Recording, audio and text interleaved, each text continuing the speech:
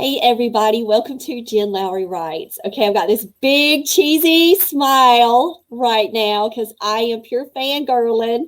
I've got one of my favorite authors on the show today. This is Kelly Martin, guys. Hey Kelly. Oh. Kelly Martin lives in a possibly haunted house in a small southern town. While she'd like to say paranormal things have only happened to her at home, it would be a lie. She's an active member of the Horror Writers Association and an international #1 Amazon best-selling author in horror, paranormal, contemporary, historical, young adult, and mysteries. All of Kelly's books have one thing in common. Imagine the real world is tilted slightly on its side. You don't really know what's going on, what's missing, but that tilt, that hum that you can barely hear is telling you that something is off. Kelly. Oh, I'm so excited to I'm be so here. excited. Look, guys, you see fake Nora? Oh, Kelly, tell us about fake Nora. Fake Nora came out Tuesday, and it's got a lot of fans already, which has been amazing. It's been so much fun to see all the pictures on Instagram and Facebook, and people messaging me their picture where they have it. It's awesome that they've actually read it and already have asked for more books and all that. So that's exciting. But Fake Nora is about it's a spooky middle grade book. It's about a girl named Nora who her mother loves old things. She loves antiques, and she takes her antique shopping. That's their Saturday thing. And they go to this antique store they've never been in before. And the sign on this dresser mirror thing says "Do not touch." And normally, she's been to antique stores all of her life, so she knows if the sign says "Don't touch it, don't touch it." But there's something, of course, about this mirror that's it's like a buzz that she has to touch it, and then her mama finds it, and her mama buys it, and then bad things start to happen at her house. Bad things for real. Look at the cover and see that sneer of fake Nora on the cover, and you're going to get that creepy feeling as soon as you understand like what has just happened with this whole mirror deal. You're going to be like, I'm going to be second guessing touching things at antique stores Right? or looking into like old mirrors in the future. Like, I'm going to be honest, Kelly. One, I love the book, like 5-star love for middle grades and moms like me. I'm telling you, I loved it. But when I go to antique stores in the future, anytime I see an antique dresser or anytime I see a mirror, I'm going to think of fake Nora. Like, I'm not going to be, it's going to be association on overdrive. And I'm probably going to get creepy feelings. We went to a bookstore not a bookstore, an antique store, because I was looking, I don't know why. You know how you get these thoughts in your head? I wanted a teacup, like a real old teacup. I don't know why. I just wanted it. Because they're cool? Because they're cool and I wanted one. So I went, and there in the back of this antique store was a dresser with a mirror on top of it that looked a lot like what I had thought fake Nora's, or the dresser would look like in fake Nora. And so I took a picture of it and put it on my Instagram. Actually, the dresser that I had when I was little, when I was younger, when I was a teenager, I wanted a dresser, an antique dresser with a mirror on it. There's an oval mirror on it. And we looked and we looked and we looked and we looked and we looked. And finally, there was this old antique store in an old church. And we found it there. So there's no telling how old this dresser is. And it's in my girl's room right now. So that's kind of, when I see the mirror of fake Nora, that's what I see is that mirror. I need to take a picture of it and post it. My girl probably be like, please don't. It would still be cool to see it though, because maybe that's one of those. Is that one of those inspirational pieces for you? Yeah, I think so. I always knew that I wanted it to be about a takeover event from a mirror, but I want it to be like a cool mirror, not like just your regular bathroom mirrors, which can be cool. But I wanted to. In this instant, it needed to be an old mirror, something that could have been around in the 40s. It could have been around for centuries because of fake Nora. She's a doppelganger. If you want a spoiler on that part, she's a doppelganger. And when she comes out of the mirror and switches lives with Nora, that's when the crazy things happen. So I love how you build relationships with characters. You did that in your previous books. Guys, I found Kelly Martin, I'm going to say not by accident, but by the Lord's divine intervention, because in the fall, when I was looking for books that I wanted to highlight for the Soul Food Book Club, I was like, oh, we're going to do an author study and let's work with Kelly Martin's work. And so we did What Rachel Did, and we did Trinity Row. Now, I love them both. I love them all. I love all three. It's so hard for me to say like which ones I just can put top. I love What Rachel Did. Love it so much. The twist in that book, you had me like near the end. I loved it all. I think fake Nora though. Like, good. I just love them all though. Kelly, you've got such like a dynamic list. Like, yeah, thank you. Like, I love that you just go after story. Like you go after it. But your writing is phenomenal. Like top notch middle grade horror right here, y'all. Like I've read middle grade horror. I've read, YA horror. And Kelly, you're the top for me. You're like, I'm fanning because I'm telling the truth. It's like you're the best out there. I'm just thank you. Oh my goodness. I'm so blessed that I found your books because I'm going to be like a fan forever. Thank you. But like, I love the relationships that you build. Like, okay, little brother Nolan, sweet little brother, and you've got Nora, and you've just got this great relationship there with this character, this family. You know how sometimes you'll read a book and everything's falling apart in the world, and it's everything. It's family dynamics a mess. The social life is a mess. And then you've got all these other issues that are going on.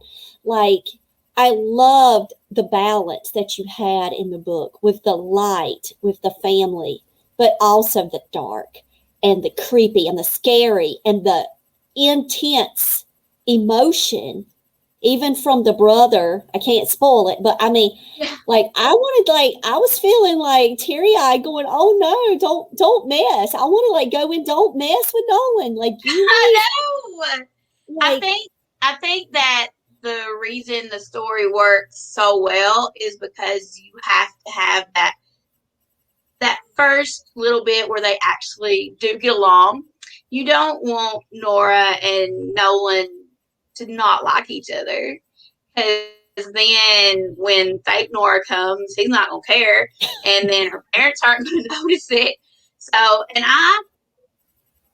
I've been guilty in the past, as a lot of authors do, of having characters who don't have both parents. Well, that's fine. I mean, I do it too. Yeah. If it's meant for that character. Yeah. That's something I wanted to have in fake Nora, though. This is probably one of the. I've started more lately, but this is one of the first that I can think of. I probably have more, but one of the first books where there's two parents and it's a Saturday and they're spending time together and they're having a good time together and they like spending time together. And so when fake Nora comes out, it's not as easy for her to pretend to be Nora because she's not been out since the 40s. So she's still using like different terms for mother and different things like that. So it's easy for Nora's mother to be like, wait, something's old-timey energy. It's like old-timey energy. Yeah, exactly. Yeah, so I think that balances it out. And I liked, it was so fun to write a happy little family that I got to tear apart. I know, and I know. So tell about your writing process because you are such a prolific writer. You have such an extensive backlist. Like, how do you approach your stories? Usually, my stories either come from me thinking, like, what if something happens, or seeing a picture and getting inspired by it. I have a whole Pinterest board. It's secret. It's book ideas that have no home. With you, that's a process I do. Yes, and if I'm looking for a story idea, I'll go through the Pinterest list and try to find the picture if something kind of comes out. Mostly it starts with what if though, like what if this happened? What if something took over your life? What would that look like? What would happen to one, the thing taking over your life, and two, you? How would you get back? And then you have all this other things that happen. So, yeah, usually it starts with what if and getting inspiration from pictures or just I love going abandoned house hunting where my husband actually that's what we did on our anniversary because we couldn't go anywhere because of so we went to Hardee's and got some breakfast, and then we drove all around. I live in a very rural part of Tennessee. So we drove around all the back roads looking for abandoned houses, and I take pictures of those houses or videos, and a lot of those houses make it into my books. Trinity Row, maybe. Trinity Road, yeah, that was at the end of a actual. That's not an actual house, but it was in a town. It was pulled from different houses that I'd seen that had been abandoned. So yeah. Wow. Okay, so you've got a lot of courage going into abandoned house. I don't go in them. I've only been in one, but it's not that I'm afraid to go in them. I just don't want to be caught trespassing. Right. But you want to take, so you're taking pictures and collecting the Yes. pictures, which have to be amazing, by the way. Yeah, I love it. And I like going and like I've been taking pictures, I guess 5 or 6 years of some of these houses, and you can go back and see. I mean, it's kind of sad. It is sad, but you can go back and see how they've changed. Because it's sad. Houses, if people are living in them, they stay together. They're alive. Longer. Yeah, they stay alive. And when nobody's living there, they fall apart fast. They grieve. They're mourning. Yeah, and it's always like I want to know, who built it. Why did they leave? Like there's some houses you go into or you don't go into. I've been in one. Like I said, I'm more afraid of the law than I'm ghosts. But they have like curtains on the outside. Somebody left and there's still curtains there. Like they didn't take their stuff. So then you're like, well, why did they leave? Why did they leave so fast? Did they leave and think they were going to get to come back? That's the sad one. It's like, did they just leave to go, I don't know, somewhere and didn't get to come back? And so now we get to see the mind of Kelly Martin, where you go out and you start creating backstories for things. Yes, for houses. You're trying to fill in the blanks. Mm-hmm. So when you have the concept, so you have your what if, you ask your question. Do you sit down and do an outline so you know where you're headed? Or do you just pants it all the way and say, take me for a ride, Nora, let's see where we go? Like I used to be a total and complete pantser. Total. I didn't outline anything. And I'm still sort of the same way. If I know how a book ends, I can't write it. Like I have a really hard time getting motivated. If I figure out the ending, I don't want to write it. I know how it ends. So I write like I watch a movie from the very first word to the very last word. Some people do really good at writing scenes. I can't do that. Scenes out of place. I have to go straight through like there's a movie playing and I'm watching it. Now, when like I write just in Word, and at the end of the last page in Word, I have like like caps. What I need to remember is there's a lot of stuff that to remember. Like one of them was remember the clock because it's important. Remember Tennessee weather because she's going to be hot by the end of the day. Remember what she's wearing. Different notes that I need to remember toward the end. I do outline more now, but my outlines are just like bullet points. Oh yeah. I don't have like full blown outlines or story beats, and I've tried. I try, and I'll have them wrote down, and then when I sit down to write, throw them out the window. Yeah, it doesn't go that way. Yeah. So then I'm like, well, I wasted all that time. That's why the last time I spent no more than 20 minutes doing it on a live, kind of plotting some things out, it was because I knew I wasn't going to give more than 20 minutes to that process. Yeah, and I admire people that can. Go for it. Yeah, I think it's good if you need to connect the dots and write it down. And I do that. I think I do it in reverse though. Like what I will do, if I get my first draft finished, when I get it finished, I go back and while I'm reading it to edit, I'll write an outline of what I have. I did that. I've done that, but it wasn't. Yeah. It was bullet points though. It wasn't like. Did you do bullet points? I did bullet points and page numbers. Like chapter and page numbers, so I would remember like continuity things, and if the bad thing about like pants in a book is you can have like a reveal on page 50, start writing 4 days later, forgot you've done that, and then do the same thing later. So I end up writing bullet points of what reveals I have. I like to throw in like foreshadowing lines, but it'll be like one line that I used to say that the whole plot of my books, you will know the ending in the first at least 4 chapters, but you won't know the ending.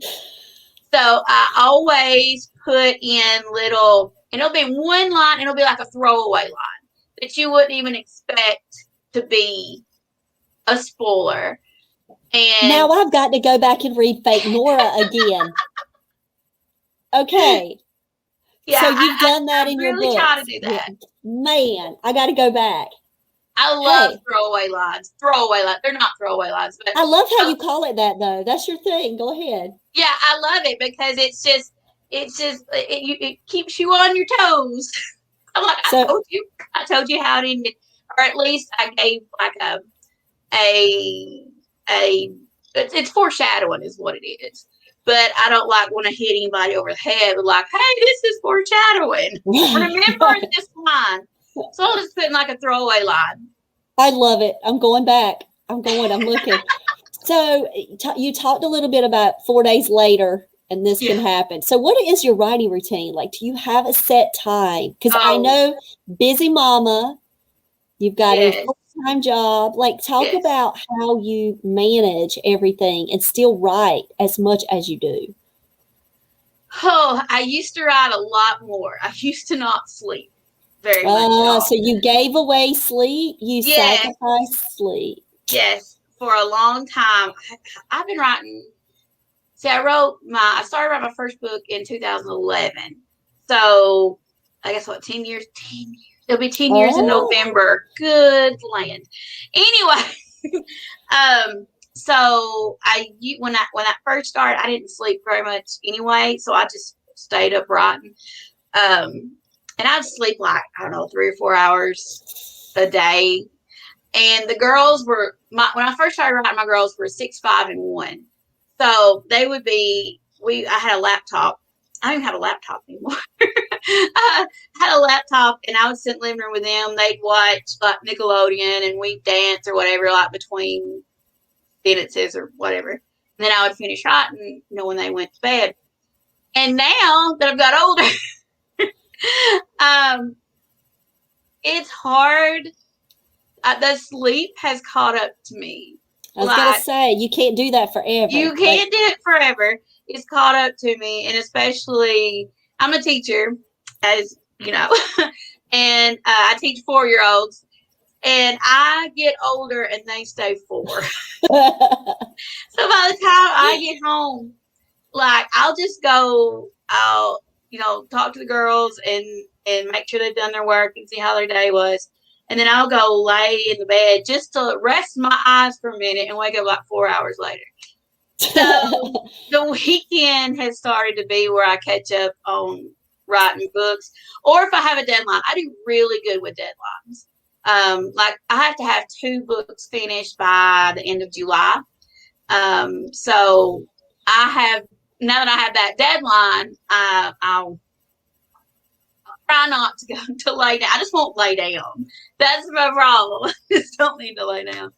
But yeah, a lot of sleep. And then I found out that I had thyroid problems, and that can lead to insomnia. So then I started taking thyroid medicine to make myself feel better. And I sleep now. Just it's a little too much. But anyway.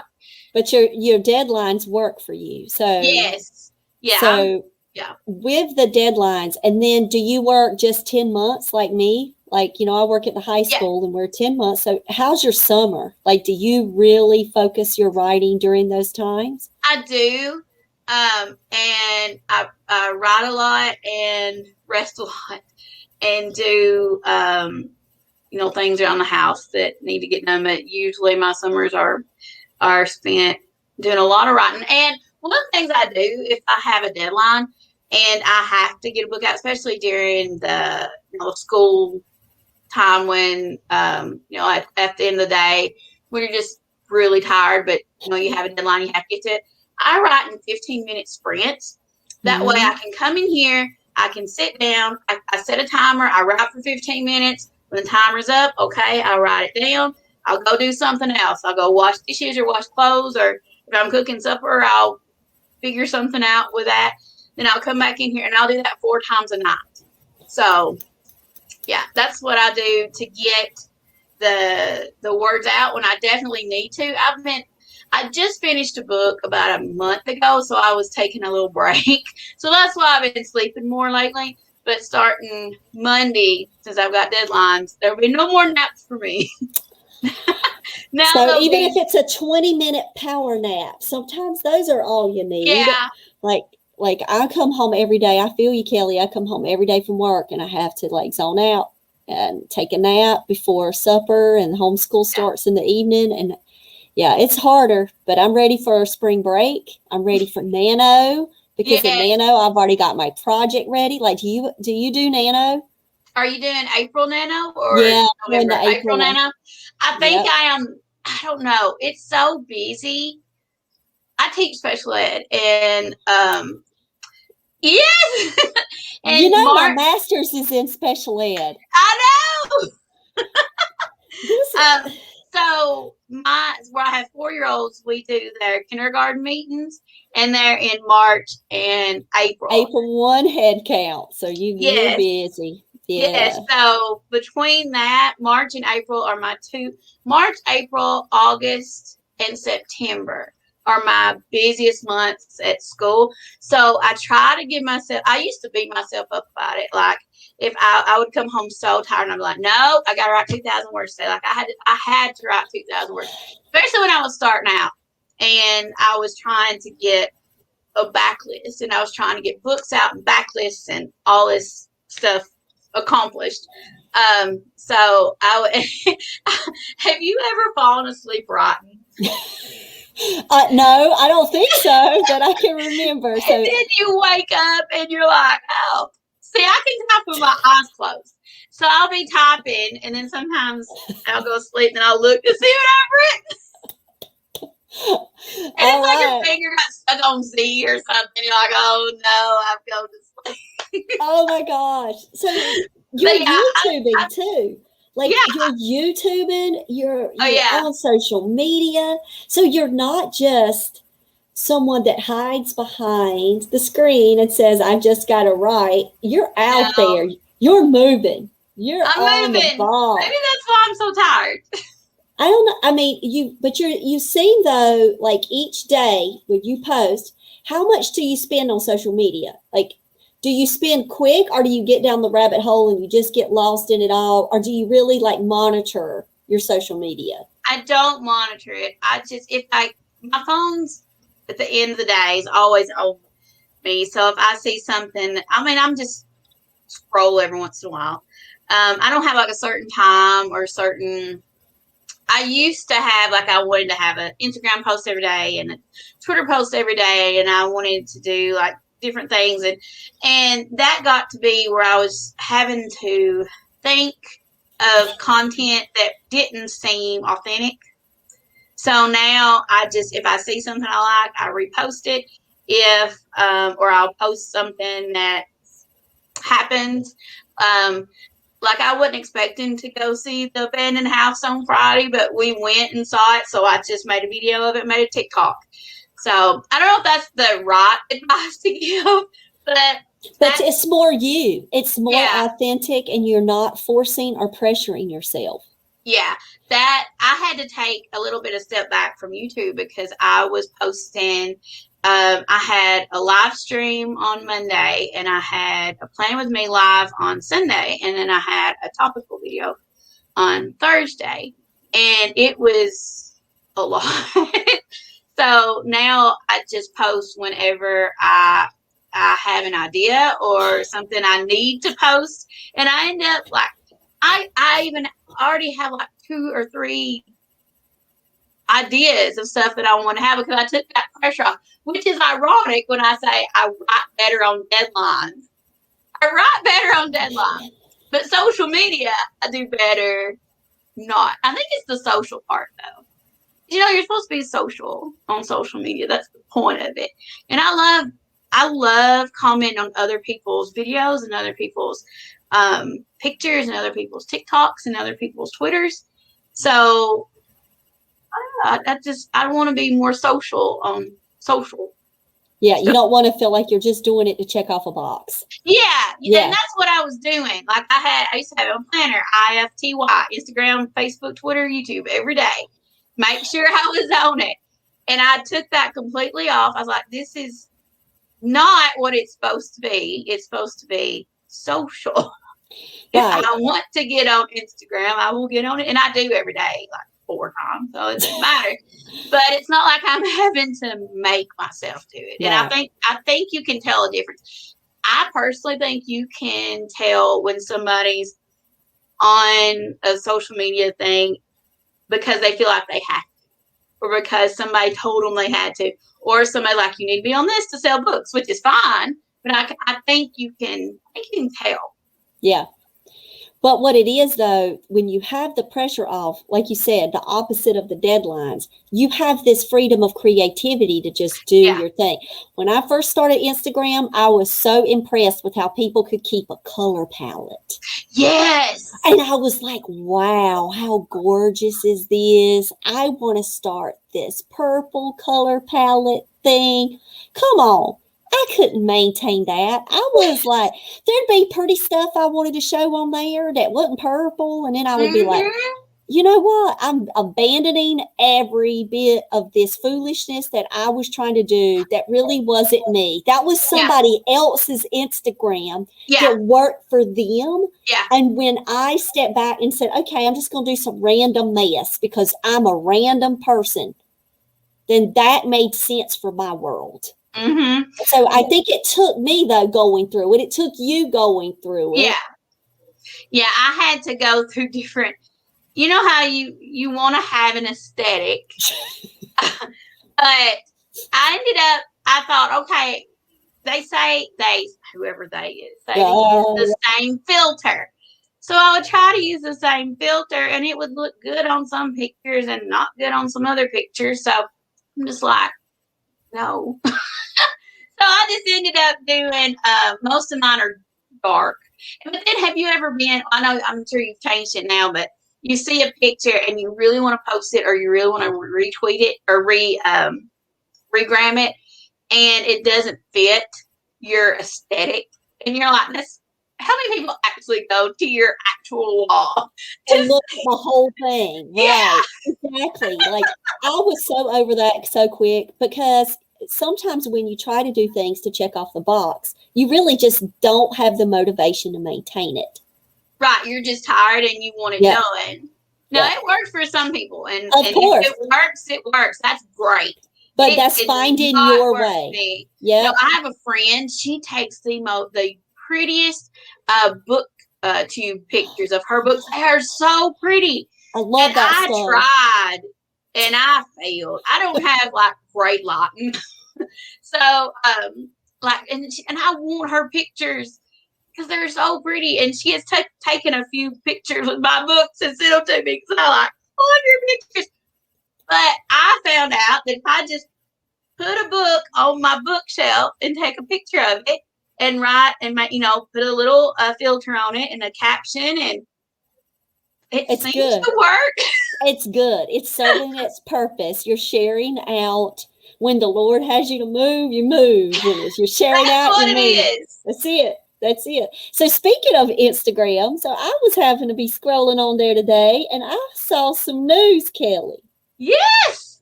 I saw some news being announced, and I'm like, wait a minute, we're going to have Jesse's story from Fake Nora. Okay, y'all, got to read Fake Nora. So now you know who Jesse is, who I'm talking about. So that way when that book is going to be coming out, come on. Tell me about how all that came to be. I was so excited when I saw that. Yeah, when the arcs came out I can't remember if they came out I think they came out in January, I think. It's either December or January, I don't remember. But the arcs came out and people were reading them and they were posting about having them. And like I got lots of comments from people both, in DMs and just in messages. And they were like, we need more. We want to know Jesse's story. We want to know Jesse's story. And Monster Ivy kept getting messages too. And so I can't remember. I wasn't gonna keep going with it, but because I was trying to think of another middle grade. I didn't know if they wanted. I don't know if they wanted another book, honestly, and I didn't know if they wanted another middle grade, and I didn't know, and I didn't have a book written to send them yet, so I was gonna wait. I was gonna write in April and send them a book in July and see if they wanted it for next year. Anyway, so people started messaging how much they wanted another book. So I messaged Mary at Monster Ivy and I was like, hey, do you think we should have a second book? And she was like, yes, we would love to. So then it was not official or anything. And then we just didn't talk about it much anymore after that. And when the book came out or was about to come out, people would be like, we need Jesse's story. We need Jesse's. But every post, or most every post I saw, like, we need Jesse's story. We need Jesse's story. So it became official. She sent me a message. She was like, we really want this. So I signed the contract last night. Hooray! So, yeah, congratulations. There will be a Jesse story in March of 2022. That sounds so wild. Oh my gosh. So a year from now, I hope to have you back on so we can celebrate Jesse in the world. I mean, I absolutely loved his character. And so without doing any spoiler alerts, guys, when I finished the book, I wanted more. Mm-hmm. I can't tell what more I wanted. I think Kelly can fill in the blanks. I'm going to send Kelly a private message too. Because it's like, I got to DM her and say, listen, this is the Jesse I would like to. Because it's such a good relationship. It's just a good story. And I love the friendship. And I love it. And I love the backstory of it and the whole dynamic around that. Like, it was like so cool. And even though you're introducing this character and it's not Nora, it's someone else in the world, you feel so much about that character too. Mm-hmm. And it's the way that you take care of your people. Oh, like you take care of your people when they come to you. You dress them up and give them up. And I mean, you just do it so nice. Oh, and thank you. You do. I love them all. And so I can't wait for book 2 to come out. So, guys, everybody's got to just stop what you're doing. Go get Fake Nora. You're going to love it. And one thing about middle grade horror is that you even gave me a word. I learned quiet horror. Mm-hmm. I was like, I started Googling. I'm like, is this a thing? And like, Kelly's teaching me. Like, it's just a really creepy. It's creepy. It's unnerving. It's unsettling. You know, it's atmospheric. Yeah, it's not the gore. It's not the huge jump scare you out your mind, nightmarish kind of thing. But it's that creepy heartbeat going through that rhythm. I mean, it is. It makes its presence known. Yes. in all of your books. And so I'm like, dang, this is just great. So middle grades, like you've done middle grades, you've done YA, you've done quite a few of, different genres. Like, tell me about some of your favorites. Well, I started writing, my very first book was Crossing the Deep, and it was a young adult Christian contemporary book. It was about 3 people who had got stuck during a hiking trip in the Smoky Mountains. And it's so funny to think about it, because that book is not scary, but it has a scene that was inspired by Stephen King's It. So and then I got to notice him. I've been writing like 5 years, and I got to noticing that every one of my books had like a scary thing in it. There's a book I had out. It's not in print anymore, or it's not out anymore. It's called The Beast of Ravenston, and it has the absolute scariest scene I've ever written, and it's not horror. And then I was thinking, well, if I'm going to write it in there anyway, I might as well just go for it. But yeah, I've written a lot. I've written contemporary. I've written historical fiction. I still have this The Afterlife of Lizzie Monroe. It goes back and forth between Civil War times and now times. That's the book that has scared my mother the most. There's this. It's a girl named Lizzie, and her fiance died during the war, and she couldn't handle it, so she, and they buried her in the wall of a church. But she didn't die, so she'd been in this church for hundreds of years. She came out, things happened. So anyway, that was the one that scared my mother the most. But yeah, I've written a lot of different things. I don't think I have a favorite. I love scary. I love haunted house books. That's what I love to read too. I think it's the atmosphere of it. I don't know. The what if of it. Again. The what if you think it could go either way. You could say, oh, it's a ghost. It could be somebody pretending to be a ghost, or somebody squatting, or somebody trying to scare somebody. Could be, yeah. It could be anything. Or it could be all in their mind, like in The Haunting of Hill House. Right. Didn't really ever know which way it went. And so when you're writing, do you read a lot of middle grade horror while you're writing? Do you watch a lot of movies? Were you all into the Goosebumps and all of the, how do you process that kind of research, or do you just go with the story? I was an Are You Afraid of the Dark kind of girl. That was my absolute favorite show from Nickelodeon. I have a really hard time writing the genre, or reading the genre that I'm writing. So if I'm writing a scary book, I'm usually reading a Regency romance while I'm writing it. I don't know why. I think it's because I'm afraid that if I'm writing a middle grade horror book, and I'm writing a middle grade horror book, and I see something that's really cool in that book, I don't want to, accidentally put it in mine.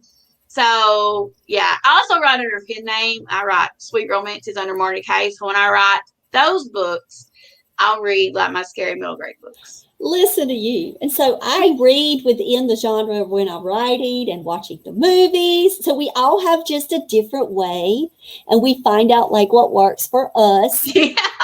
And so go with that. And now tell me about this pen name situation. What made you decide to hit the pen name world? I wanted to write. I'd scared a lot of people in my life, and I wanted to write some more Hallmark-ish books, but it didn't fit with the brand of Kelly Martin, so I decided to make a pen name for those. So it's Marty K. It's just my name backwards, and it's for people who would like to read my books but don't like scary books. So I think I have 4 or 5 So books now, out. so now I'm going to have to go and research Marty K. So I'm writing all this down. And how many books are like? Do you have a goal of how many books that you would like to release in a year? Like, do you have a set goal? Do you do a calendar for release? I used to, and I have at the beginning of the year. I have like a perfect world release schedule. It rarely happens. I love that. But yeah. So this year, usually I have the dates out. This year I don't really have. Like I know I want to have one out in September. I know. I don't know. I know there's one coming out in September. That's all I know. But that's good because you've had a March and then you'll have a September. Yeah. You're giving yourself that space. So now that I've got the Sunday Killer out in August, I did Love Over Pizza, my sweet romance, and I've got to wait, hold that space, and not hit publish on books that I have. Yeah. Because I've got the Sunday Killer coming up and I need to focus those energy. Yeah. Pieces. See, I used to be when I was trying to. There was one year, I don't remember what year it was. I had 8 books come out. That's what I did my first year, and that was to build the list. I did the rapid release strategy. Watched a lot of videos about that. Yeah. I don't regret it. No, I don't regret doing that, but I also, on the flip side, understand the value of the space. Yes, I understand. I used to, you build up to release, and then you move on. That's what I used to do. I have to do this a lot. I'm sorry. I don't sit on my hands. But I had a writer friend tell me one time, she was like, this is not like a movie that comes out in theaters. You don't get the big release first weekend and then it goes away. Like, you can build this up. I'm like, oh, okay, that makes sense. So I've really tried to start focusing on one book at a time. And I really like it. I think it's fun. I've loved talking to everybody about fake Nora and focusing on fake Nora. I have 2 books that are written, that are ready, mostly ready. One's ready to be published, one's almost ready to be published. And, they're not coming out next month, let's say. Right. You're giving it space and you're giving fake Nora her time to shine. Yeah. And it's like, look at the book box and the giveaways and all of the wonderful, support that you've had for fake Nora. Like, the energy has just been, you could feel it through the screen. I know. It was so, I've had so many tears, so many happy tears. It never gets old. I'm in a video about it on release day about after 40 books, does releases get old? No. They don't get old at all. The nerves are still there. I think you get more nervous because when your first book comes out, you don't know what you don't know. And then by your 4th one, you're like, oh, my land. One, you don't want people to be like, oh, she's got another book she's going to talk about forever. And then you don't want it to be crickets. So you have a different set of nerves and a different set of, expectations and things like that. So yeah, when the early reviews started coming out and people were asking for a sequel, and then when I did an interview on Thursday with Lynn, and people she couldn't give a paperback away. And the reason she couldn't was everybody that was there, and there was quite a few people, already had the book. And I was like, oh my God, can I feel kind of bad that she couldn't give it away? And then everybody in the comments was like, I already have it. I already have it. And I scrolled back up and they already had it. They already read it. And I was like, this is not a bad problem to have. Exactly. That's a good one. And then when we announced that there was going to be book 2, which is The Bad Ones, which is coming out next year. Love the title too. Love it. I know they're going to do just wonders for the cover and for the interior. I can't wait. I can't wait to see it. But yeah, and then the people were excited, and it wasn't crickets. It wasn't, congratulations. It was, I can't wait. Yes. That was like the biggest, I don't know. It couldn't have got much better than that. I did hallelujah hands. That's what I call them. Hallelujah hands. So on Instagram, I've got hallelujah hands on that post. I'm like, there we go. That's it. Well, so now that we are coming to a close for our hangout time, I just want to say how much I truly love your work. Like, I am just so blessed to have had this opportunity to meet you and share in the success and the creepiness of Fake Nora. And guys, you've got to go out and get your copy. Trust me, you will not be sorry. Super excited to shout you out to the rooftops, Kelly, because it's so well deserved. Thank you. Oh gosh. Tell everybody where they can find you, Kelly, so they can go and hook up. I'm on Instagram at Kelly Martin Author. I'm on Facebook at Kelly Martin Author. YouTube, Kelly Martin Books. BookBub is me. I'm on Goodreads, Twitter. I'm around. She's there. I'm there. Everything's on my website at kellymartinbooks.com. Every place you want to find me. And so, guys, there's going to be links down in the description where you can get your copy of Fake Nora, and I'm going to put all of her social media links there. Go subscribe to her YouTube channel. Keep up with Kelly, because you are just phenomenal, and I can't wait to see what you put out next. Thank you so much. All right, guys. Thank you for joining us today. Bye, guys.